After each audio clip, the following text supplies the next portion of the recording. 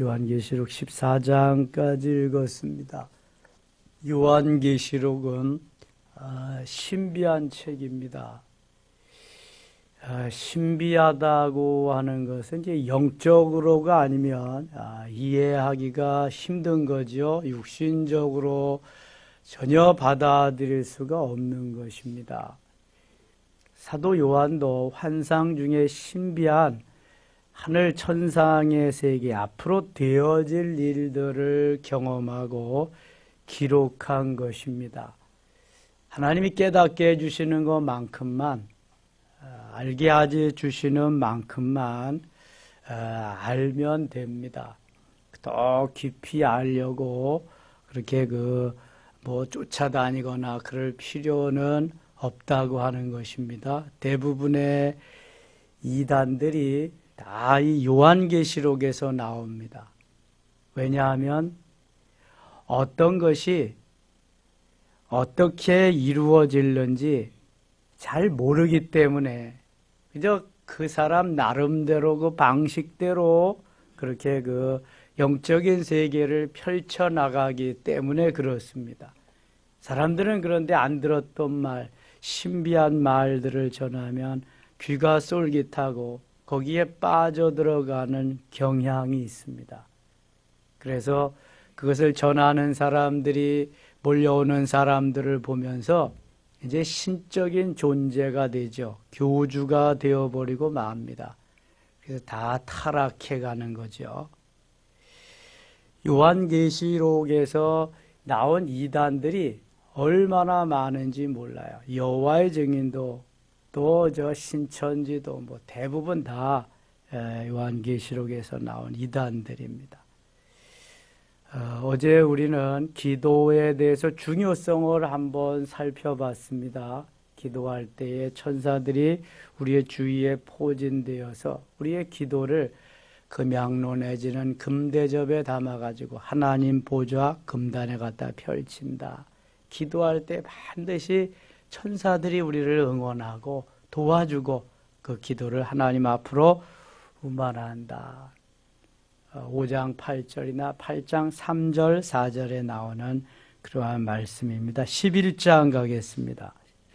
또 내게 지팡이 같은 갈대를 주며 말하기를 일어나서 하나님의 성전과 제단과 그 안에서 경배하는 자들을 측량하라.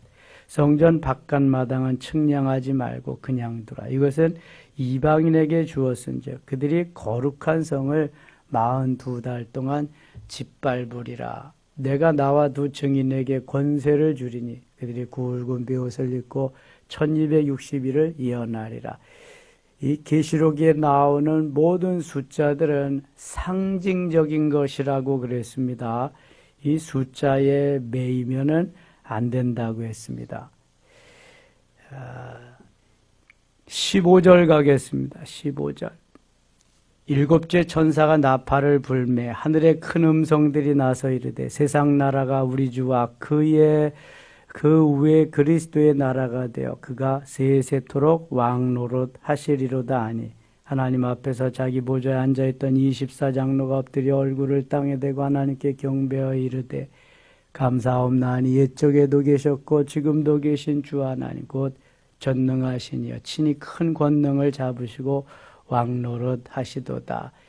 하나님이 예수 그리스도를 통해서 왕노릇하게 하실 때 우리도 함께 하늘에서 천군 천사들과 함께 이러한 권세를 누릴 수 있게 되는 날이 온다. 19절 같이 읽겠습니다. 이에 하늘에 있는 하나님의 성전이 열리니 성전 안에 하나님의 언약궤가 보이며 또 번개와 음성들과 우레와 지진과 큰 우박이 있더라. 아멘. 사도 요한이 천상의 하늘의 세계에서 보니까 하늘에도 하나님의 성전이 있는데 그 성전이 쫙 열리는 것입니다.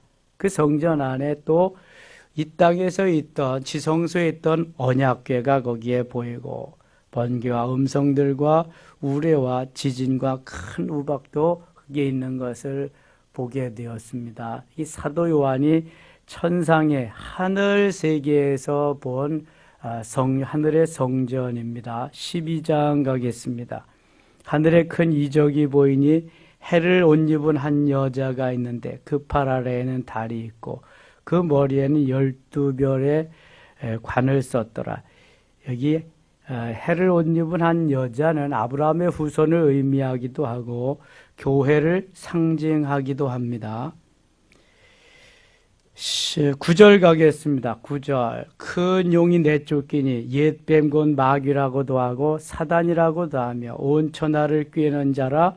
그가 땅으로 내쫓기니 그의 사자들도 그와 함께 내쫓기더라. 여기 큰 용, 사단을 말하는 것입니다. 옛 뱀, 곧 마귀라고도 하고 옛 뱀.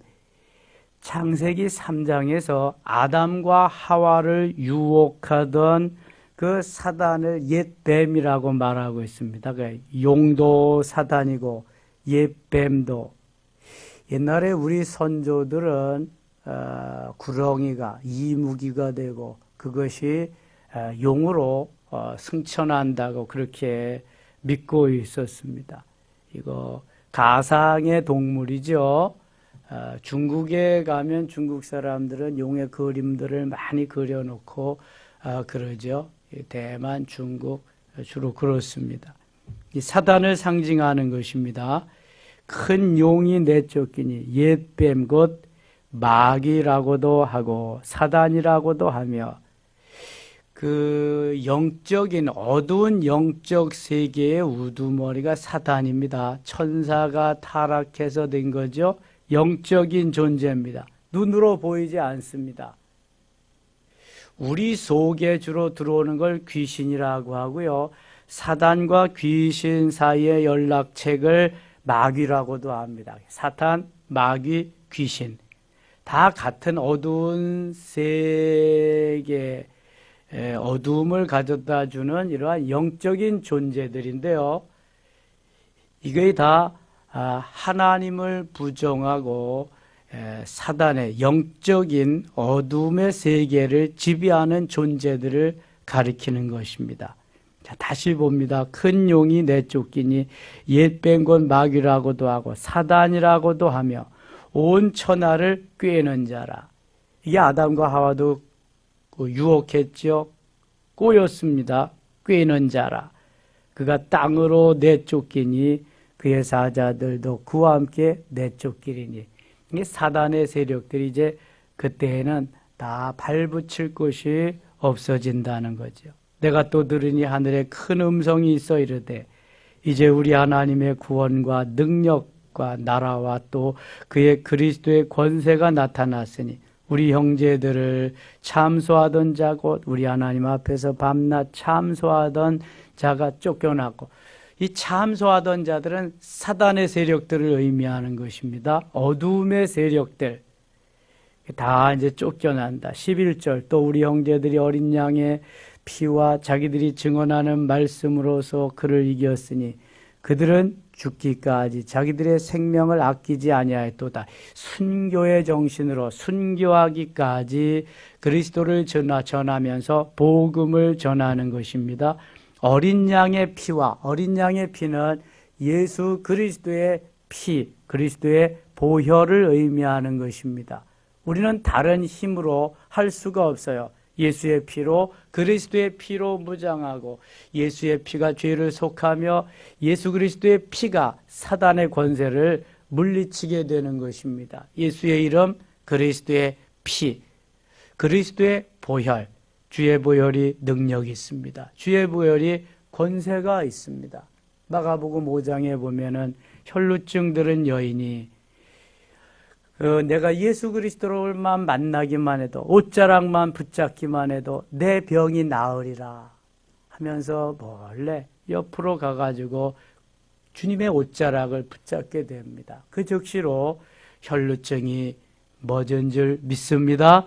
이 믿음, 예수 그리스도를 만나고 예수 그리스도의 피 묻은 옷자락만 내가 만져도 내 질병이 치료되리라. 그리스도의 보혈이 얼마나 중요한지 모릅니다.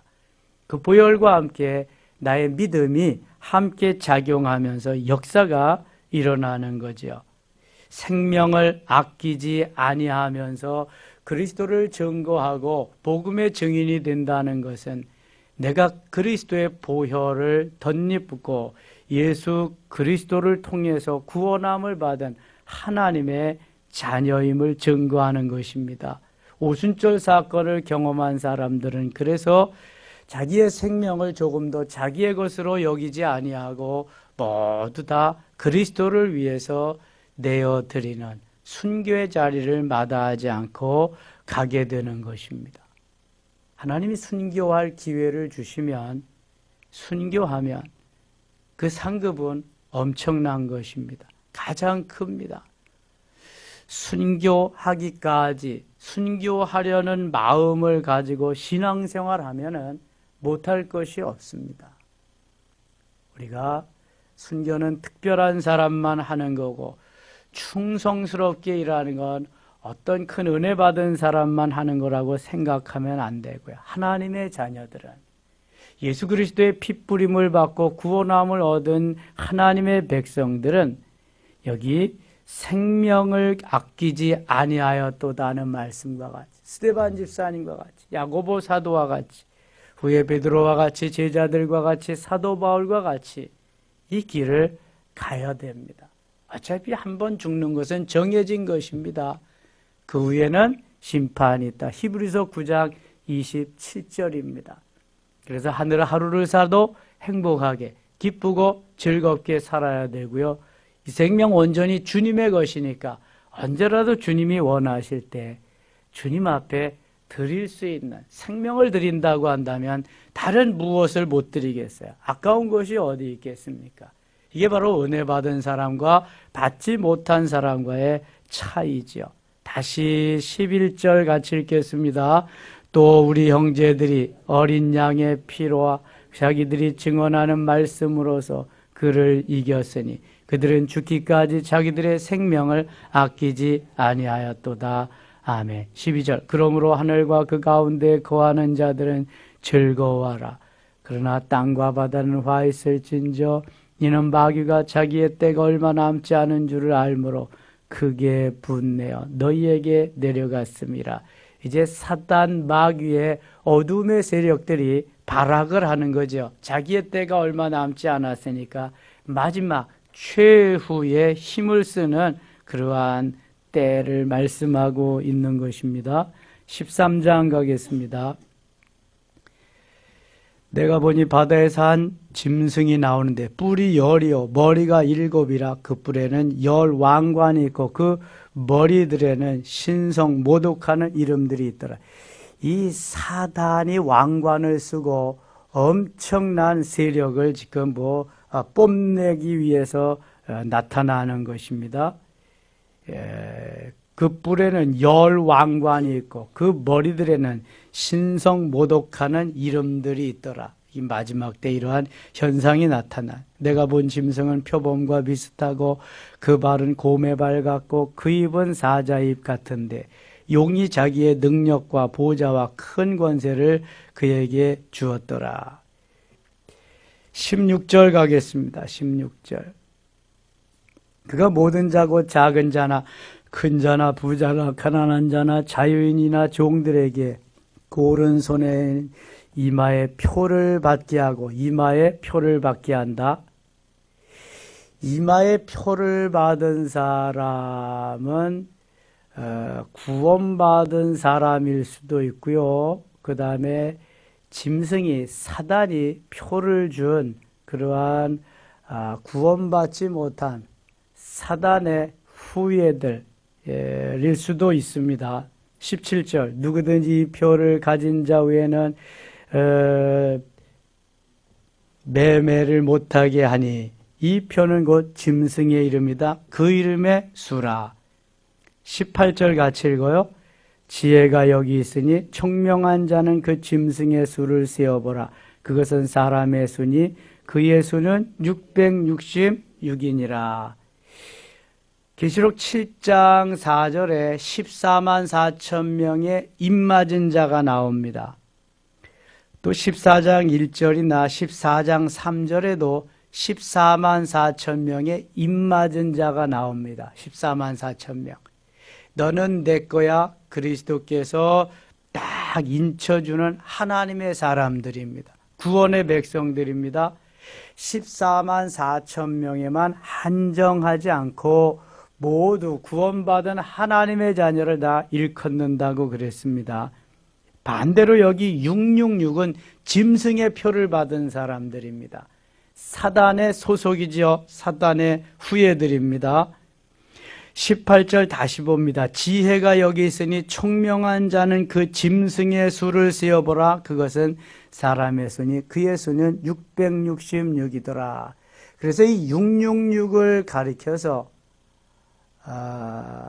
사단의 표를 받은, 어제도 말씀드렸지만 이게 그 바코드가 666이다, 컴퓨터가 666이다, 이게 말도 안 된다, 이게 다 그랬어요. 잘못된 해석이죠. 그래서 요한계시록의 해석을 참 잘해야 돼요. 보수교단에서는 WCC가 666이다, 용공이다, 뭐 이렇게 그렇게 하는데요. 그러면은 대한민국 교회 절반 이상이 3분의 2 정도 WCC에 가입했는데 그런 건 다 그 죽을 짐승의 표를 받은 그런 사단의 세력들이냐, 이렇게 해석하면 안 된단 말이죠. 그래서 요한계시록을 참 잘 아는 것만큼, 깨닫게 해주는 것만큼만 받아들이라는 것은 바로 이런 것이, 억지로 해석을 하면 안 돼요. 그냥 14만 4천은 하나님이 택한 백성들, 구원받은 백성들이구나. 666은 짐승의 표를 받은 사단의 세력들, 구원받지 못한 세력들이구나. 이렇게 이해를 하고 갑니다. 더 이상 자꾸만 그 속에 들어가면은요, 은혜 받고 그 다음에 다른 할 일도 많은데 골치만 아파져요. 그래서 그 정도까지만 하시면 좋습니다. 14장 가겠습니다. 또 내가 보니 보라, 어린 양이 시온산에 섰고 그와 함께 14만 4천이 서 있는데 그들의 이마에는 어린 양의 이름과 그 아버지의 이름을 쓴 것이 있더라. 이만희, 신천지가 증거하는 것들이 바로 여기에 근거하는 거죠. 14만 4천. 14만 4천만 구원받은 하나님의 자녀들인데 여기에 들어와야 된다. 기성교회들, 내내 한기총에 속하고 뭐 한교총에 속하고 그런 이들은 다 이걸 봐라. 그리고 자기들이 필요한 성경 구절을 써서, 요즘은요 대자보만 붙이는 게 아니라 목회자들에게도 계속 편지를 보냅니다. 너희들은 다 기성교인들을 죽이고 있다. 너희들이 와서 한 번만 들어봐라. 이러면서요 얼마나 난리를 치는지. 자기들만 14만 4천 속에 들어갔다는 거예요. 속지 마세요, 여러분. 14만 4천은 구원받은 모든 하나님의 자녀들을 일컫는다 그랬습니다. 믿으시면 아멘. 신천지 이만희에게만 가야 구원을 받는 게 아닙니다. 이만희에게 구원이 있는 게 아니에요. 제가 20여 년도 더 지난 것 같아요. 하루는 영성훈련 받는 그 분이 자기가 전도사래요. 그러면서 보혜사가 누구냐요? 보혜사 성령. 아니, 전도사가 됐으면 보혜사가 누군지도 모르냐? 보혜사 성령이 누군지도 모르냐? 여러분, 보혜사는 뭘 가리켜요? 성령. 예수님이 승천하셔서 내가 너에게 보내실 성령, 그 보혜사, 파라클레토스라는 보혜사. 주님이 이 땅을 떠나시면서 보내주신 성령의 이름이 보혜사예요. 보혜사가 뭔지도 모르냐 했더니 안 돼요. 성령의 다른 이름을. 그렇지 않냐 그랬더니 자기가 신천지를 갔는데 자기 동생이 신천지에 가서 언니 꼭 한 번만 오라고 그래서 갔는데 처음에는 정체를 밝히지 않고 그대로 이렇게 이야기하는데 점점 몇 번 더 들어갈수록 보혜사 성령이 이만희라고 그랬대. 이만희가 보혜사 성령이다. 이 시대에는 그래서 이만희 보혜사 성령을 믿지 아니하면 하늘나라에 천국에 갈 수 없다. 이만희에게 오는 사람만 14만 4천에 속하니 여기에 와서 구원을 받다. 기성교회는 기성 잘못된 것이라고 그리더라는 거예요. 그래서 어떻게 했냐? 아닌 것 같아서 그냥 와서 잘했다고. 동생은 근데 죽어도 안 온다 그런데 거기에 물이 들어가죠. 이미 사단이 붙잡고 있으니까. 이 무섭습니다. 이거 이단들이. 14만 4천. 3절 봅니다. 그들이 보좌 앞과 네 생물과 장로들 앞에서 새 노래를 부르니 땅에서 속량함을 받은 14만 4천 밖에는 능히 이 노래를 배울 자가 없더라. 14만 4천 밖에는 그들이 주장하는 게 14만 4천. 그래서 우리가 14만 4천이 채워지면 그리스도께서 오신다. 14만 4천. 벌써 2013년도인가 그때를 마지노선으로 하고 14만 4천 명이 채워지면 오신다 그랬는데 벌써 몇 년이 지났어요. 계속해서 또 저리고 이단들이 다 수법이 그렇습니다. 4절 갑니다. 이 사람들은 여자와 더불어 더럽히지 아니하고 순결한 자라 어린 양이 어디로 인도하든지 따라가는 자며 사람 가운데서 속량함을 받아 처음 익은 열매로 하나님과 어린 양에게 속한 자들이니 그 입에 거짓말이 없고 흠이 없는 자들이더라. 거짓말을 하면은 어디 못 가죠? 천국에 못 갑니다. 계시록 21장, 22장에 계속 그거 나옵니다. 거짓말 안 하는 사람이 그런데 어디 있어요? 그럼 다 천국에 못 가잖아요. 그럼 어떻게 해야 돼요? 회개. 다 우리가 죄를 짓고 회개하고 또 회개하고 그러는 거죠. 회개하면 하나님 용서한. 그래서 예수 그리스도께서 이 땅에 오셔서 몸버려 빌려 죽으신 거죠. 14장 8절 갑니다. 8절. 또 다른 천사고 둘째가 그 뒤를 따라 말하되 무너졌도다 무너졌도다 큰 성 바벨론이여 모든 나라에게 그의 음행으로 말미암아 진노의 포도주를 먹이던 자로다. 바벨론도 그 큰 성읍 바벨론. 사단의 세계가 바벨론은 사단의 왕국을 말합니다. 사탄의 세력 그 왕국들이 다 무너진다. 다 이제는 세력을 잃어버리고 만다. 13절 가겠습니다. 13절 같이 읽겠습니다. 또 내가 들으니 하늘에서 음성이 나서 이르되 기록하라. 지금 이후로 주 안에서 죽는 자들은 복이 있도다 하시매 성령이 이르시되 그러하다. 그들이 수고를 그치고 쉬리니 이는 그들의 행한 일이 따름이라 하시더라. 아멘. 제가 장례식이 났을 때 가끔 가서 말씀을 드리는 건데 지금 이후로 주 안에서 죽는 자들이 복이 있다. 주 안에서 죽는 자가 복이 있는 겁니다. 주 밖에 죽는 자들은 저 유황불이 끓는 불이 붙는 그곳으로 가기 때문에 주 밖에서 죽는 자들은 불행한 거지요. 우리가 살아서 육체가 영혼과 함께 있을 때 그래서 그리스도를 영접하고 하나님의 자녀가 되어야 됩니다. 영혼과 육체가 분리된 이후에는 우리가 할 수 있는 어떠한 권한이 없습니다. 살아있을 때 숨을 쉴 때에 그때가 기회입니다. 그래서 그 기회가 지나가기 전에 복음을 전해야 됩니다. 그래야만 주 안에서 죽는 자들이 되기 때문에 주 안에서 죽는 자들이 복이 있기 때문에 그렇습니다. 성령이 이르시되 그리하다. 그들이 수고를 그치고 쉬리니 이는 그들의 행한 일이 따름이라 하시더라. 죽어도 어떻게 죽어야 되느냐? 그들의 행한 일이 따름이라. 이 땅에 사는 동안 주와 및 복음을 위해서 하나님의 영광을 위해서 행한 일이 있어야 돼요. 그래야 이 행한 일을 가지고 하늘나라에 가서 뭘 받는다? 상급을 받는 거예요. 바꿔 말해서 이 땅에서 내가 예수를 믿었지만 행한 일이 없으면 가서 받을 것이 있다 없다? 받을 것이 없어요. 주 안에서 죽는 자들이 복이 있는데 그 주 안에서 죽는 자들은 주를 위해서 복음을 위해서 하나님의 영광을 위해서 무엇인가 행한 일이 있어야 돼. 행한 일이. 교회를 건축할 때 벽돌 한 장이라도 갖다 올려놓았다. 내가 주를 위해서 주의 전에서 화장실 청소를 하고 주방에서 봉사를 하면서 뭔가를 내가 했다. 뭔가를 한 일이 있어야 돼. 내가 주를 위해서. 누구든지 행한 일이 따르고 심판대 앞에서 결산할 때가 있어요. 그 계산할 때에 주님이 칭찬해 줄 수 있는 5달란트와 2달란트 받은 자가 될 수 있어야지 1달란트 받은 자같이 행함이 없는 땅에 파묻어 두는 주님이 주신 건 있는데 1달란트 이상 다 있는데 안 하면 그때는 이를 갈며 슬피 울미 있을 거예요. 그게 다 교회 안에서 이루어지는 일이잖아요. 믿기 때문에 하나님이 다 맡겨주신 거잖아요.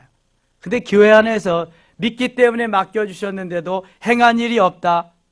그러면은 슬피 울며 이를 갈미 있다. 천국에는 슬피 울며 이를 갈미 있는 곳이 아닙니다. 어딜 것 같아요, 그럼? 지옥이죠, 지옥. 그러니까 교회 안에도 천국 가는 사람이 있고 지옥 가는 사람이 있구나. 마태복음 7장 21절, 20절, 21절 쭉 보면 주여 주여 하는 자마다 다 천국에 갈 것이 아니라 내 아버지의 뜻대로 행하는 자라 가니라 이렇게 말씀합니다. 그래서 예수 믿고 구원받은 자들은 그 구원받은 자의 합한 행함이 아름다운 삶이 있어야 돼요. 금년이 다 지나갑니다. 이제 새해에 내가 주를 위해서 복음을 위해서 어떻게 살아야 될 것이냐 행한 일이 있어야 됩니다. 그만큼 하나님 앞에 가서 상급을 받게 되는 겁니다. 결코 땅에 떨어지지 않습니다. 누가 빼앗아 갈 수도 없습니다. 내 통장에 들어있는 거 보이스 피싱 무슨 피싱에서 다 누가 세상에서 빼내갈 수는 있지만 내가 행한 모든 거 하나님께서 받으시고 누가 빼앗아 갈 수가 없습니다. 아주 안전한 것입니다. 천국 은행같이 안전한 곳이 없습니다. 가장 안전한 곳, 가장 쌓아놓을 만한 것이 하늘나라 천국인 줄 믿습니다. 오늘도 이러한 은혜가 여러분에게 함께 하시고 승리한 날 되시기를 바랍니다. 기도합니다. 아버지 하나님 고맙습니다. 지금 이후로 주 안에서 죽는 자들이 복이 있다고 했습니다. 믿음의 사람들은 살아도 죽어도 오직 주 안에서 주님이 원하시는 삶을 살다가 가는 것이니 행복한 것입니다. 한번 죽는 것은 사람에게 정하신 것이고 그 이후에는 심판이 있다고 했습니다. 멋있는 죽음이 될 수 있게 하시고 내 생명 살아있는 이 동안에 주를 위해서 행함이 있는 그래서 가서 상급받을 수 있는 우리 모두 되게 하여 주옵소서. 승리한 날 되기를 원하옵고 예수님 이름으로 기도드리옵나이다. 아멘.